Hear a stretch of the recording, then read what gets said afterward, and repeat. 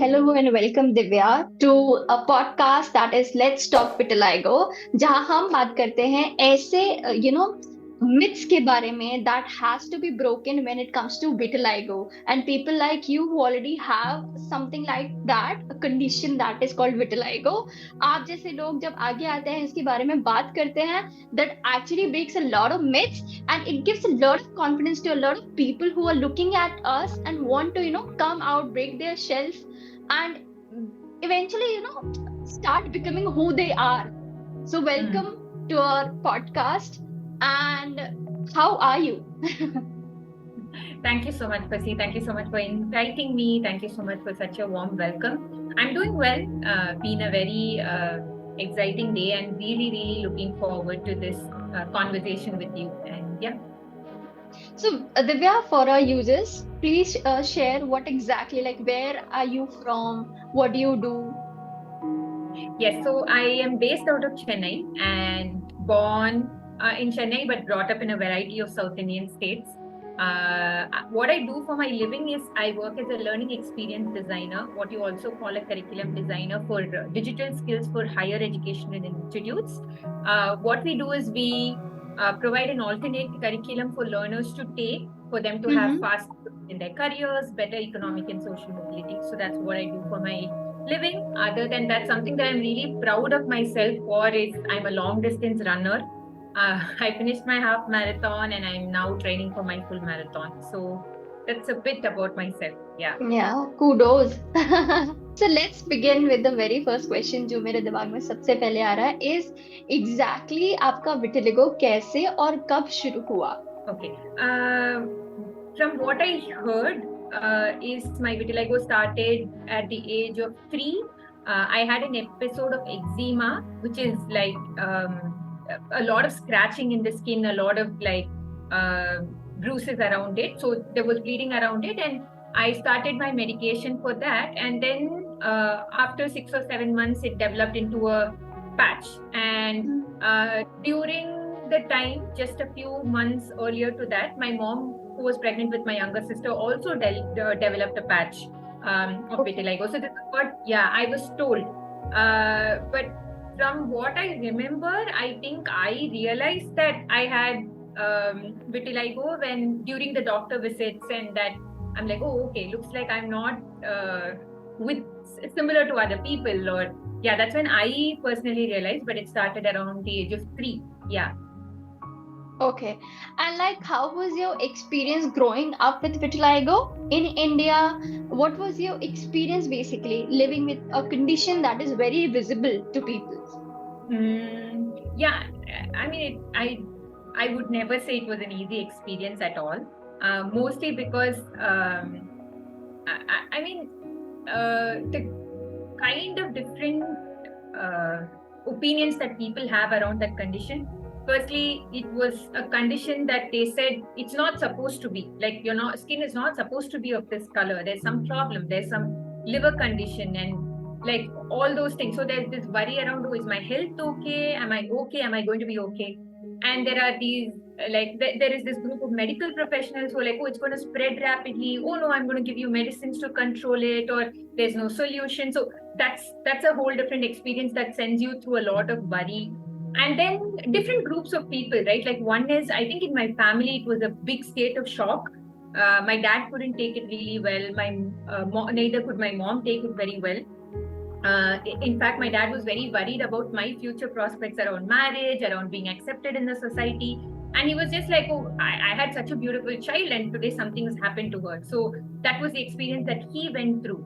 And family, relatives mostly, it's like, oh, how do we fix her, right? Like, how do we like start really now erasing this whole issue that she has, and how can Right. she get her to be normal, back to how she was earlier. So that was mostly mom and friends and relatives who really cared for me, who were worried. And they were, I think, as I grew up after a period of time, I also started interacting with people, mostly like in college and like higher secondary school, where people were very oblivious to this condition. They were like, they didn't even talk about it. There was no notice around this condition, or Mhm. uh, So those were another group of people. So yeah, I mean, I still have that mixed bag even today. Like friends who know that I go through a tough time because of this and are very understanding.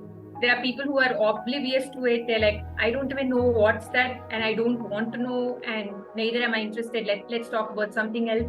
And there are people who are intensely worried about it. Okay, what is this? Is she going to be okay? Like, how do we fix it?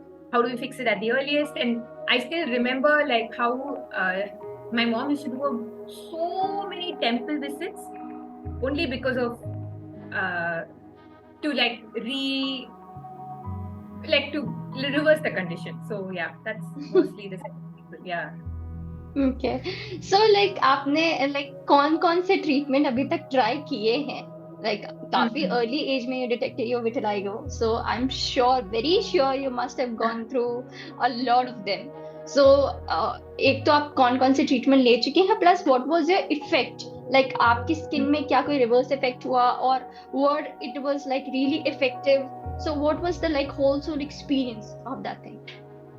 Okay, that's a very interesting question. Actually, yeah, like you said, since it started at the age of 3, a variety of treatments, a variety of very quick treatments. Started with English medicine, moved to homeopathy, then Unani for a while, then Ayurveda for a while, then going back to English medicine again, depending on if we find a good doctor. For a long period of time, I was with this one particular English doctor, allopathic doctor named Tambaya. He's he's known for dermatological treatment, especially vitiligo. Okay. And then after a period of time, I said, like I was on steroids for a good period of time. So I ended up putting on a lot of weight. There were a lot of pimples, and I started developing a lot of like other conditions related to because of the medicines. So I think it was around 15, 16. I said, stop. I'm no more medication. Let's not do So this because it. done. Yeah, I'm done because my fever started becoming very persistent. Then I was on penicillin injections for my immunity, and all those things started coming up, right? And at that point in time, I felt like it wasn't worth it. And just like doctor visits, weekend after weekend, going from Chennai to Hyderabad, leaving my sister and dad alone. Yeah, it just didn't give me the most positive experience. So I stopped. And I think after I matured at around 27, 28, for 10 years, I didn't want to go back to medication. My orientation around vitiligo shifted. So I Okay. started looking at it as maybe my body needs some adequate amount of nutrients that it's not getting, or Mm-hmm. like how do I have healthier skin, because sunburns are very common with vitiligo, right? So from Right. a place of care, I went back to medication. Right now I'm on allopathic medication, but no steroids. They're mostly nutrition, vitamins to help me have a healthy skin and Mm-hmm. to mostly contain the spread. Mm-hmm. And yeah, so that's the medication that I'm currently on. And phototherapy now and then, especially for a few patches on my face, because they still make me a bit conscious. Mm-hmm. So to control that, and like phototherapy has been very, very, very effective. Mm-hmm. And yeah, so that's mostly been my journey with Treatments. vitiligo. Okay. Yes, yes. So like while growing up, do you think आपका एक जो self image होता है of beauty and perception of how do I look when it comes to around people, how Mhm. does that impact it? Are you still conscious moving ahead or going out with people, hanging out with people, or like you have completely accepted your vitiligo, your patches, and you're like very freely moving ahead? Like what's the whole soul dynamic of that situation? Oh no, like I mean, I would be lying if I say I've accepted. Like even today, when I look at the mirror, there's a patch on my lip that I recently developed, like around 4 or 5 months back, and like I think I went through a tough time for at least a week to make sense that my body is changing like that, and it's not even under my control, right? I'm like, Mhm. I mean, for 1 week I was just like, I have my medicines regularly. I'm one of the most fittest people in my friend circle. I eat so healthy. Like I don't touch anything unhealthy. And why is this happening to me? Like the whole victim experience that I went through, right? Right. So I wouldn't say that on the scale I'm even close to accepting myself entirely every moment of the day. But I think there are moments when I am okay about what it is. Mm-hmm. I am sometimes also I try to look at the bright side. Because of this Mm-hmm. condition, I take extra care for my skin, and I am a Mm-hmm. lot more understanding of people when they feel inferior, and things like Mm-hmm. that. So yeah, my self image is definitely my self confidence, my image of beauty. Everything has been like. Uh, it's been influenced by how people look at it, and in a group of friends who I think have like the beauty standards according to the society, I do feel very insecure, inferior at times. It takes some amount of like pep talk to myself to say that Mm-hmm. actually no, and then like that generation takes time, but then it's not it's definitely challenging at different points in time. I think the whole like dating circles are one place where when I started dating, it felt like, oh my god, like will I be accepted? How do I Right. explain this condition? Or what do I talk about it when I'm asked? Right. So Mm-hmm. yeah, those moments were there. But yeah, that comparison is constant. Like even today, if I see like an actress on screen with flawless skin, I constantly wonder if I have that, like how would life be? Right? Yeah. Like so that's a constant. Yeah, it keeps coming back. Yeah. Yeah, I can understand the back and forth of being, having a condition, skin condition.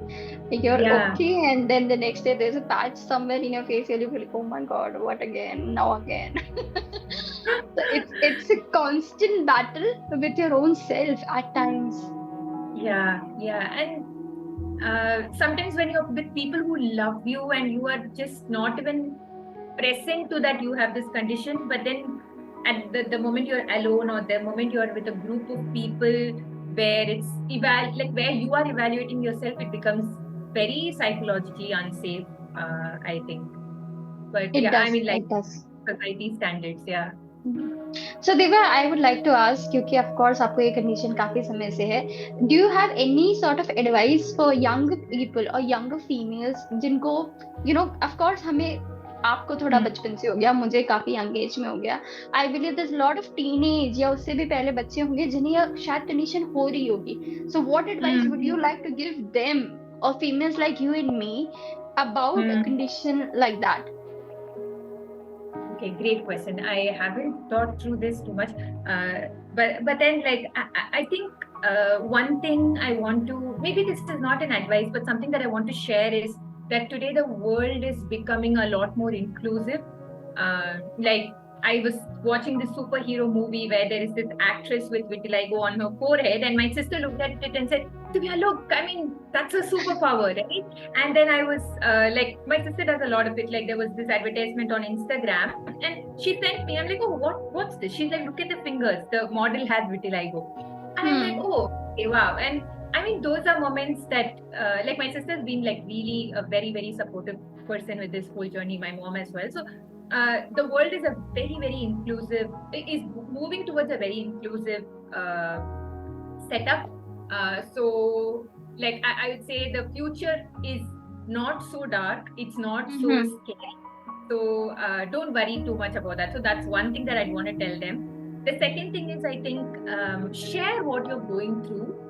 For a long Mm-hmm. period of time, I think I kept shutting myself up, saying, "I think everything's okay. Maybe I'm making a fuss out of it, or Hmm. I'm sad. Why am I feeling sad? I should be happy. I should be happy with like I have limbs to move, so I need to be grateful. What am I complaining about?"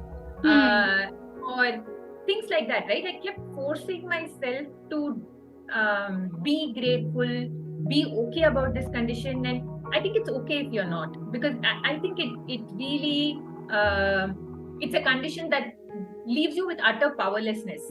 Like you Right. don't know when it's going to spread, you don't know when you're going to wake up and see a new patch, you don't know when the depigmentation might even start. It's there is no cure for this yet. So the second thing I'd say is like have a group of like a very supportive ecosystem of support for you, and keep sharing like what you're going through, your emotions, your insecurities, your inferiority. Like just keep sharing, like whatever you're going through is perfectly fine. So that's the second thing. And yeah, the third thing is, I think, that ecosystem of support. I constantly felt like those people are not there, but like when you really look, right, uh, those people are there and they're waiting for you for a long period of time. I didn't know my sister was going to be my ecosystem of support, but like it was very slowly that I found a lot of comfort in her words and with her. So, and the final thing, like there's something I've also mentioned earlier, is just I read this, I was reading this few quotes from this book called The Bittersweet. Hmm. And the author talks about how use your pain to heal the world, right? Like whatever has caused you most pain, Right. like that's your creative essence and that's your power, that's your superpower. Hmm. So I wouldn't say deny what you have. I wouldn't say it's not, it's valid or what you go through, but that pain is also something that makes you so empathetic, so understanding, Hmm. so caring about